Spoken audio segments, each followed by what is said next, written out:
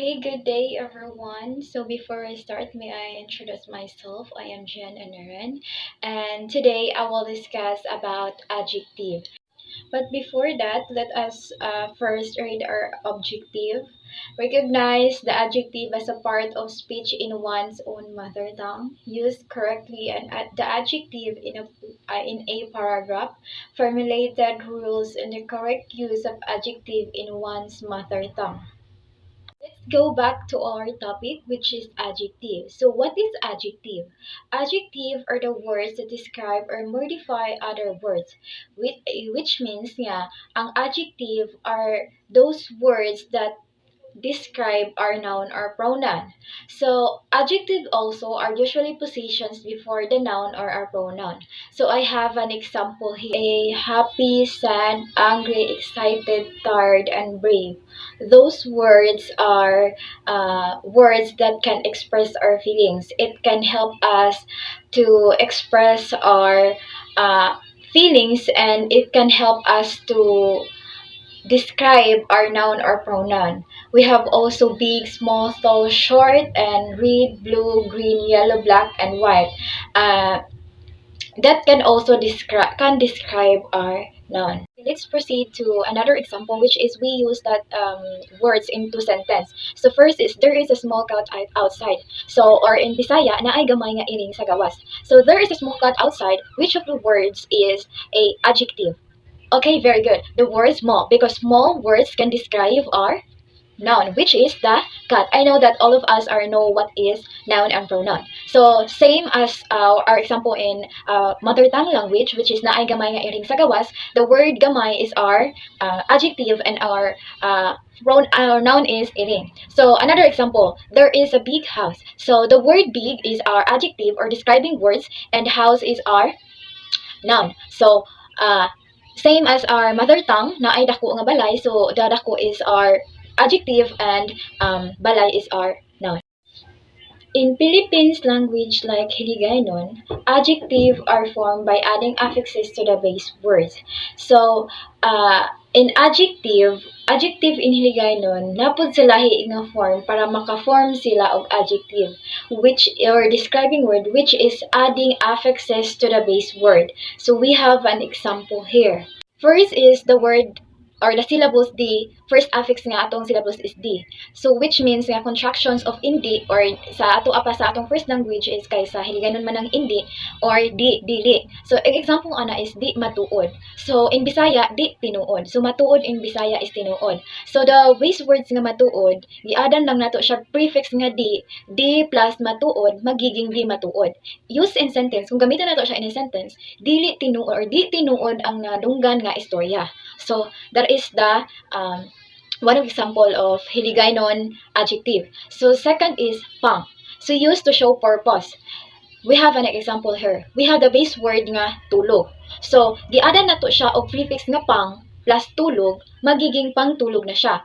Same sa isa ka example. Pang plus kasal nga base word, then atong prefix nga pang plus kasal magiging pangkasal. In sentence, pangtulog ko ang bayo na ini sa Hiligaynon. In Bisaya, pangtulog nako ni nga si Nina. Okay, so the words pangtulog are adjective nga giadan og prefix ang base word para magiging describing words. Okay, next is taga. Refers to the place or origin. So, we have an example here. The base word is Iloilo. So, sumpayan nato siya prefix nga taga, magiging taga Iloilo siya. Another example, syudad. The base word syudad, ada na to siya taga, magiging syudad siya. Taga plus syudad, magiging taga syudad. Use in sentence, taga Iloilo ang akong abyan. So, in our language, taga Iloilo ang akong amigo. For example, the syllables pa or atong prefix kay pa means being goes to be. So, mo na ang meaning niya, mo na siya atong ipanggamit. So, example, tadlong, the base word tadlong, ada na to siya prefix nga pa, magiging patadlong na siya. Pa nga prefix plus tadlong nga base word, magiging patadlong na siya. Or, in Bisaya, pa tindog. So in Hiligaynon, patadlo nga linya ang gihimo niya. So in Bisaya, patindog ang linya nga iyang gihimo. So ang atong base word giada nato pa para magiging describing words na siya. Okay, another example is pagka. So till one character. So another example, or we have an example here. Mabuot. Mabuot sa Hiligaynon in our language is buutan. So pagka mabuot, giadan lang nato ang atong base word og pagka, which is ang atong prefix para makabuot ta og words or describing words. Pagka mabuot, pagkabuutan. So ang iyang pagkamabuot gidayaw ang tanan. So ang iyang pagkabuutan gidayeg sa tanan, no? Ang words nga pagkabuutan. Other example is ka, used to show similarities or likeness. Katupong or parehas na siya katas, katupong ra nimo, katupong ang akong sinina sa imong sinina. Siya katupong sang bayo mo ang bayo ko. So katupong sa sinina nga akong imong sinina. So katupong, the base words nga tupong, giadan lang nato siya og prefix nga ka, mao na siyang nahimo siyang ka tupong. So another example is kina, used to tell one's nature or nature of anything. Kinatuhay or kinalahian.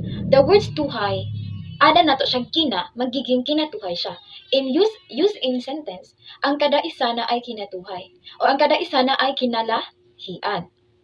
Okay, another example is ma, tells of a character or quality. Okay, for example, mabuot, no? Or buutan, mabait, or buutan. So in the words an atong base word kay ato lang siyang gisumpayan og prefix nga mao na siya nimo siyang mabuot or mabuuta or buutan. So mabuot ang akong abyan. So maayo ang akong higala. Okay, another example is inog. The prefix inog tells the purpose or use of something. Inog limpyo. The first word limpyo, giada nato siya prefix nga inog, nagiging inog limpyo. Same sa another example, which is we have a gunting. So, ang atong base word is gunting, giada na natong prefix nga inog, nagiging inog gunting. So, inog limpyo ko sa basa ang trapo nga ini. So, iniglimpyo daw niya na nga trapo. Okay, so, mala. Another example is mala, used to tell similarities. Malakandila. Okay, kung kuan siya kanang murag gihambing niya to or kanang parehas gud imuhang kamot sa kandila. O ana siya. So kuan siya is similarities. Mala prinsesa. Gianan na gyud to siya og prefix nga mala ang atong base word nga kandila para mala kandila and na natang describing words. So adjective are also used to compare nouns. It comes in different degrees as well. So pwede pud ang adjective daw is kanang gigamit pud siya para ma-compare nato ang noun nga or ang for example, nata describing words. So, mo na siya pagigamit para ma-compare nato ang noun. Okay, so sa first column is naatay dihay kanang positive, which is atong words is dako, which is big, and malaba, which is long. So, comparative.